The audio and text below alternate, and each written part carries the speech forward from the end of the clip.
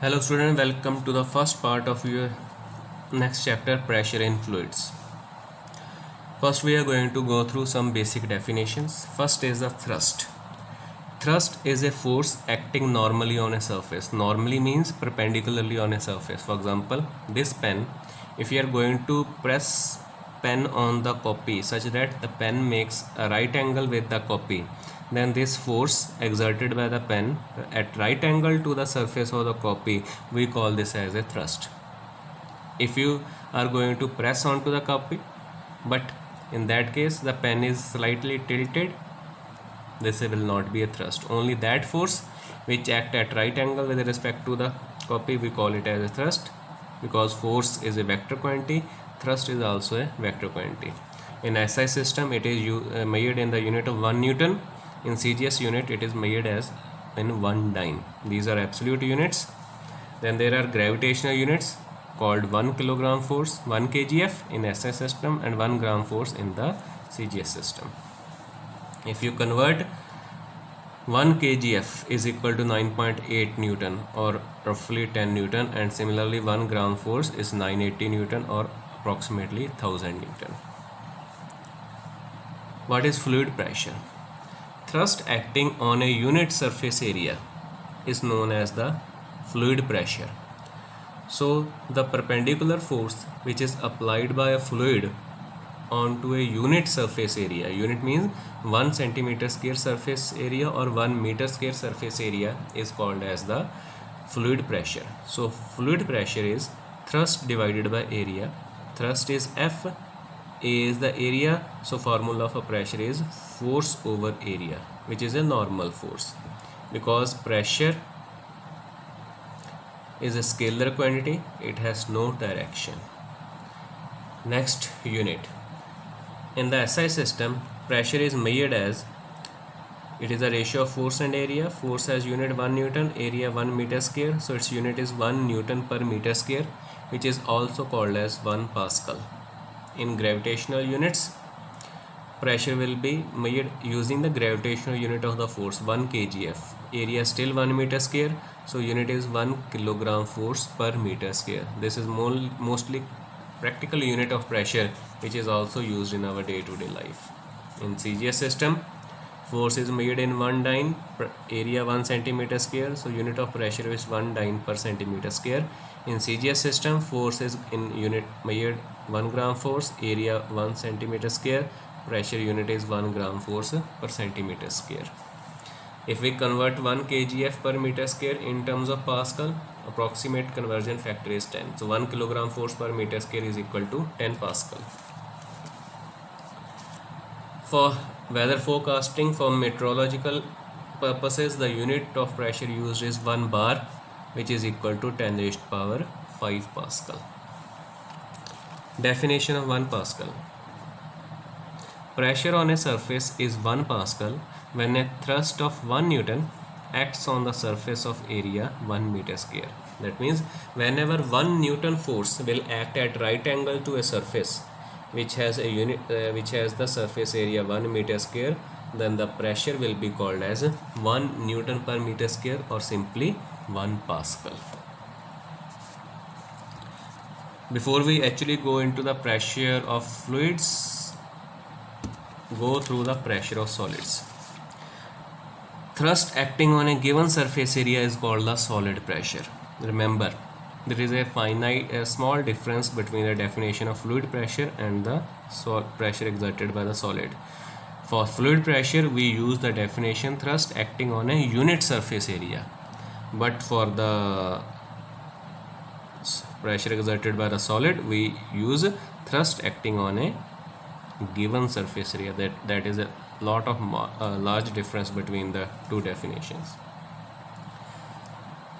In case of solid, pressure is arising due to the weight of the solid only, and we know that due to the effect of gravity, a solid exerts pressure only in the downward direction, so pressure can also be exerted in the downward direction.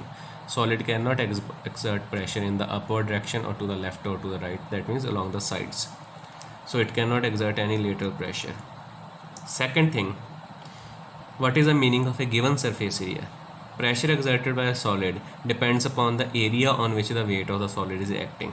That's why for solid pressure, pressure is inversely proportional to area, and this factor is used in our day-to-day life for many practical purposes. There are some cases in which we want to increase the surface area for reducing the pressure, and sometimes we want to decrease the surface area for increasing the pressure. For example, if we take at the cutting tools, for example knife, its surface area is very small so that it is easily able to cut through the objects. If you take a look at the nails or the pins, they have pointed tip so that due to small surface area they can easily penetrate through the papers.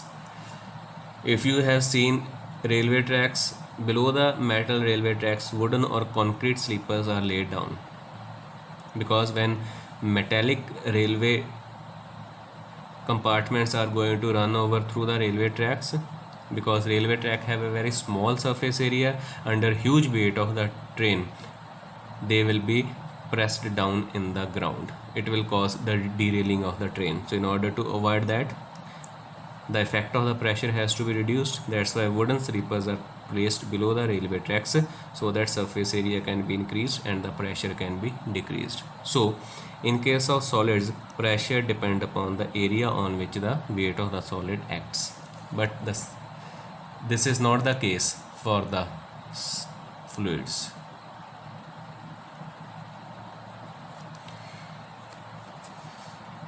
Why this is not the case for the fluids? Before going into that, what is fluid? A substance which does not have a fixed shape and volume, but it can flow easily. We call that as fluid. Liquid and gases combined are known as the fluids because they have tendency to flow. Fluid has an important property that it can exert pressure in all direction. Solid can exert only pressure in downward direction due to their weight, but fluids can not only exert pressure due to their weight in the downward direction but also in all the directions, sidewise and also in the upward direction. Pressure exerted by the fluid on the sides of the vessel, we call it as a lateral pressure. So all the pressure we exert, experience of any fluid, liquid or gas, on the sides wall of the container or on the top of the container, that is the lateral pressure. And the pressure exerted by a fluid present in a container at the base of the container is simply normally known as the fluid pressure. You might have seen that when water starts boiling in a closed container, its lid starts jumping. That is due to the fluid pressure. You have also seen that if you keep a balloon filled with air in the sun, then it starts increasing its volume in all the direction. Its size increases, again because fluid exerts pressure in all the directions. What is the reason for fluid pressure? Using kinetic model. Important points are that kinetic model says that every object, every material is made up of atoms or molecules, and all the molecules of the fluid, they are always in the state of random motion. That means they keep on moving in all possible directions with different speeds. Some are moving slow and some are moving very fast, and during such a random motion they suffer collision with each other as well as with the walls of the container. That means during these random motion they not only collide with each other but also they collide onto the wall of the container. Now due to this, that means these collisions, there is a change in the momentum of the molecules. What is momentum? Momentum is normally represented by P, which is equal to product of mass and the velocity of the body.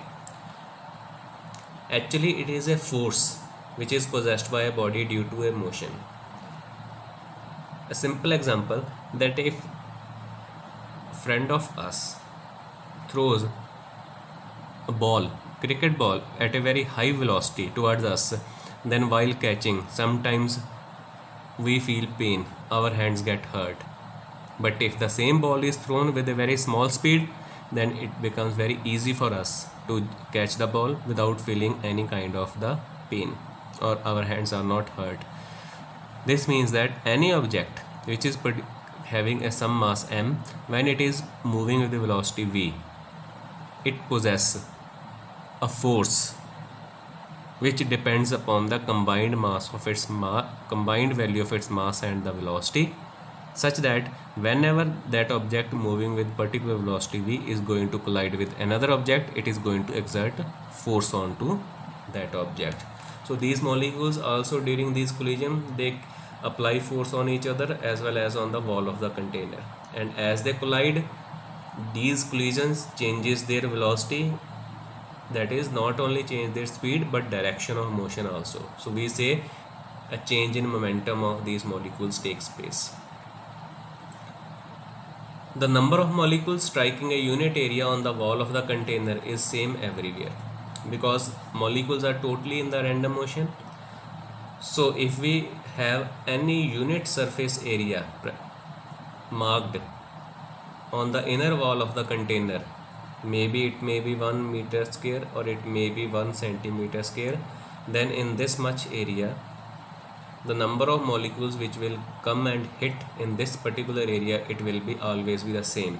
Doesn't matter where you mark this area, onto the top of the container, on the side walls of the container, on the base, it is always going to be same, because large number of molecules are simultaneously coming and colliding and hitting on the wall of the container. This means that they apply a huge force on the wall of the container, and this huge force which is applied by all these molecules coming and colliding on the walls of the container, the average force acting per unit area on the wall of the container gives us the fluid pressure. So this force which is applied by all the molecules and coming and hitting the wall of the container, that force per unit area on the wall, we call it as the fluid pressure. So a fluid, liquid or gas is able to exert its pressure because of the random motion of the molecules. This means that if random motion, these speeds of the molecules are reduced, the pressure also gets reduced. That's why if we have a balloon filled with air, and if we place it in the freezer of a refrigerator and you take it out after an hour or two, you will see that the size of that balloon will be decreased. Reason? Due to the cooling, the speed of the molecules are reduced, due to which their pressure also reduces, and due to that the size or the shape of the balloon also gets distorted, its volume decreases. Now because random motion is there, number of molecules striking everywhere is same, so fluid pressure at any point in the fluid is also same in all the direction. This is a very important point.